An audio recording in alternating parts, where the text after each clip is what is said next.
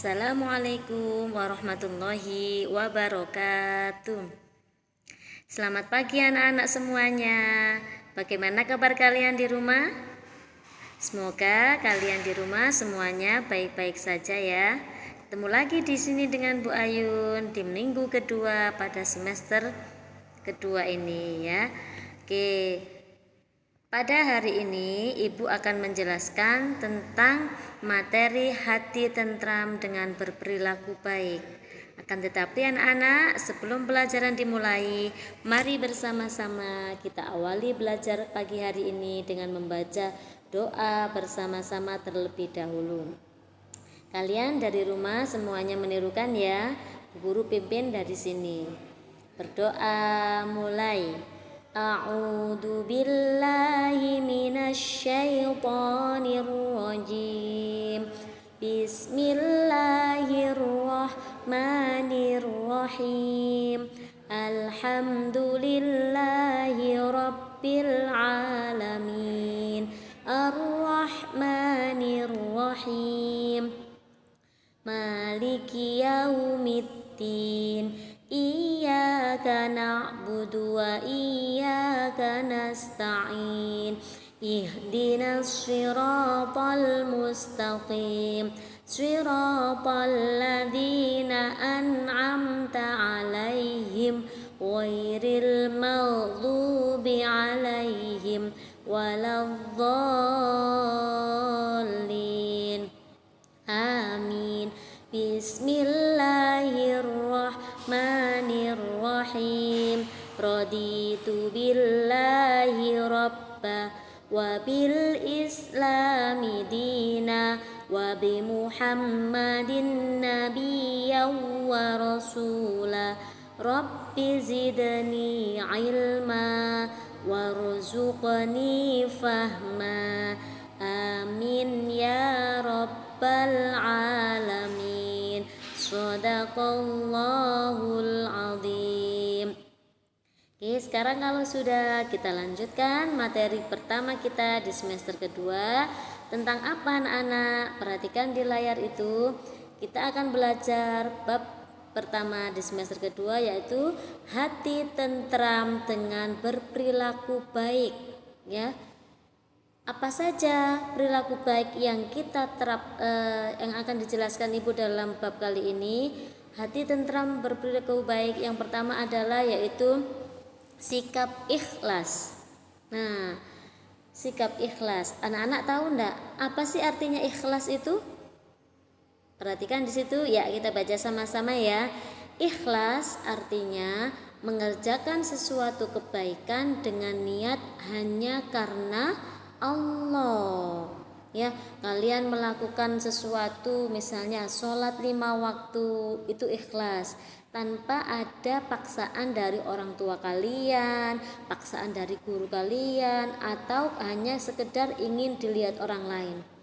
Kalau perbuatan kita lakukan dengan ikhlas ya, insya Allah Allah akan memberi pahala atau kebaikan yang berlipat ganda. Nah, itu yang kedua, ikhlas merupakan syarat diterimanya amal ibadah.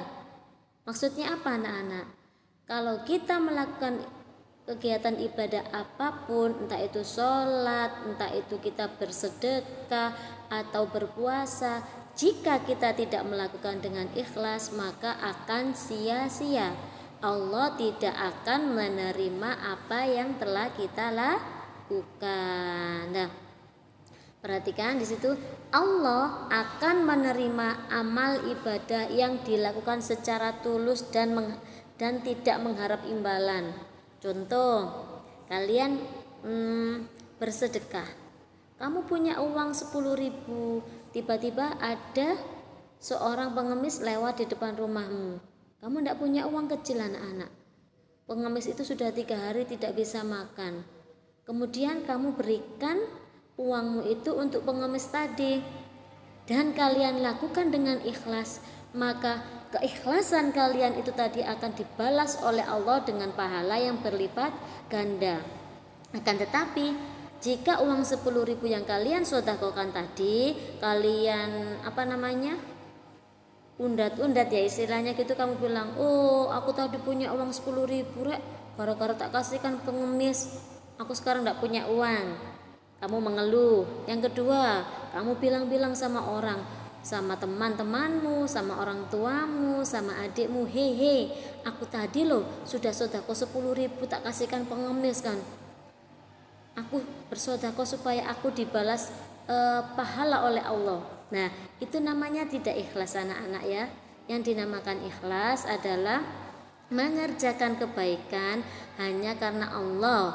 Dan biasanya orang yang berbuat ikhlas itu melakukan perbuatan baiknya itu tidak secara terang-terangan, tetapi dengan cara sembunyi-sembunyi.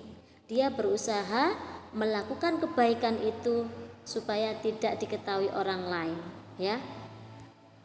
Nah, perbuatan ikhlas itu ditunjukkan dengan apa? Kalau kita sebagai orang Islam, yaitu kita tunjukkan dengan beribadah dan menyembah hanya kepada Allah Subhanahu wa Ta'ala. Lah, sifat ikhlas yang harus kita miliki yaitu harus menggambarkan sifat ikhlas yang ada di dalam surat Al-Ikhlas itu.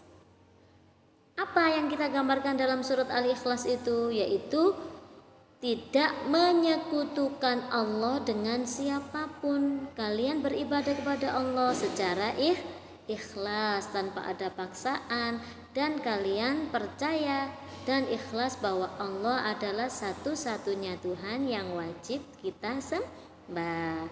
Mari bersama-sama yuk kita baca surat Al-Ikhlas itu. A'udzu billahi minasyaitonir rajim.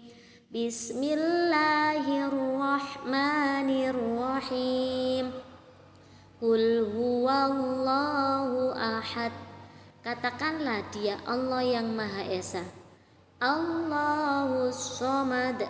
Allah adalah Tuhan tempat bergantungnya segala sesuatu. Lam yalid walam yulad. Dan dia tidak beranak dan tidak diperanakkan. Walam yakullahu kufuwan ahad. Dan tidak ada seorang pun yang sama dengan Allah. Dari situ sudah jelas ya anak-anak, dijelaskan bahwa kita harus ikhlas menyembah kepada Allah satu-satunya Tuhan yang wajib kita sembah. Nah, perhatikan di situ keutamaan sikap ikhlas. Apa itu nak? Keutamaan itu apa sih maksudnya? Keutamaan adalah apa sih? Maksudnya itu hal yang kita dapat jika kita beribadah dengan ikhlas, menerapkan sikap ikhlas, yaitu sikap ikhlas adalah syarat diterimanya ibadah. Jadi kalau anak-anak melakukan perbuatan dengan cara ikhlas tanpa ada embel-embel apapun, tanpa ingin dipuji atau tanpa ingin dilihat orang lain, insya Allah sikap ikhlas kalian atau ibadah kalian akan diterima oleh Allah. Yang kedua, keutamaan sikap ikhlas yaitu tidak bersikap sombong. Orang yang berbuat sesuatu dengan ikhlas, dia tidak akan bersikap sombong jika dipuji oleh orang lain, jika diberi penghargaan oleh orang lain, ya. Karena dia melakukan sesuatunya dengan ikhlas tanpa ingin dipuji. Yang ketiga, orang ikhlas itu biasanya selalu sabar, teguh pendirian, tabah, dan tidak berkecil hati. Itu ya anak-anak ya, keutamaan jika kita mau berbuat ikhlas. Oke, sikap perilaku baik yang kedua apa anak-anak yang harus kita pelajari, yang dipelajari hari ini? Yang pertama tadi adalah ikhlas. Yang kedua adalah mohon pertolongan. Nah, kita mohon pertolongan kepada siapa anak-anak? Iya, kita memohon pertolongan adalah kepada Allah. Allah Subhanahu wa Ta'ala adalah sebagai satu-satunya tujuan kita dalam beribadah. Kita hanya mengharap ridhonya Allah, bukan mengharap pujian manusia atau mengharap supaya disayang orang tua, disayang guru. Salah ya anak-anak ya. Kita beribadah hanya kepingin apa? Mengharap ridhonya Allah Subhanahu wa Ta'ala. ta'ala. Dan kepada siapa kita harus menyembah, memohon pertolongan? Hanya kepada Allah. Bolehkah kita menyembah atau memohon pertolongan kepada benda mati? Kita memohon kepada patung? Bukan. Memohon kepada batu? Tidak boleh ya. Karena apa? Kalau kita memohon pertolongan kepada selain Allah, itu disebut apa anak-anak? Musyrik ya. Orang yang memohon pertolongan atau menyembah kepada selain Allah itu disebut musyrik anak-anak. Dan kalian tahu anak-anak, dosanya orang musyrik itu tidak bisa diampuni oleh Allah ya. Tidak bisa dosanya orang musyrik. Jadinya apa? Orang yang musyrik menyembah kepada selain Allah akan kekal berada di nerakanya Allah Subhanahu wa taala. Naudzubillah min dzalik. Semoga kita semuanya terhindar dari sebagai golongan orang-orang musyrik. Yang ketiga, yang selanjutnya, caranya bagaimana Bu Guru supaya kita bisa tetap terus memohon pertolongan kepada Allah? Yang pertama yaitu kita wajib bersyukur kepada Allah dengan cara memujinya. Memuji Allah dengan apa sayang? Dengan mengucap hamdalah, alhamdulillah jika kita telah diberikan nikmat oleh Allah. Kemudian kita harus beribadah kepadanya dan tidak menyekutukannya. Menyekutukannya itu apa anak-anak? Tidak menduakan Allah dengan sesuatu yang lainnya. Sampai di sini anak-anak, sudah jelas penjelasan Bu Guru? Ada yang perlu ditanyakan?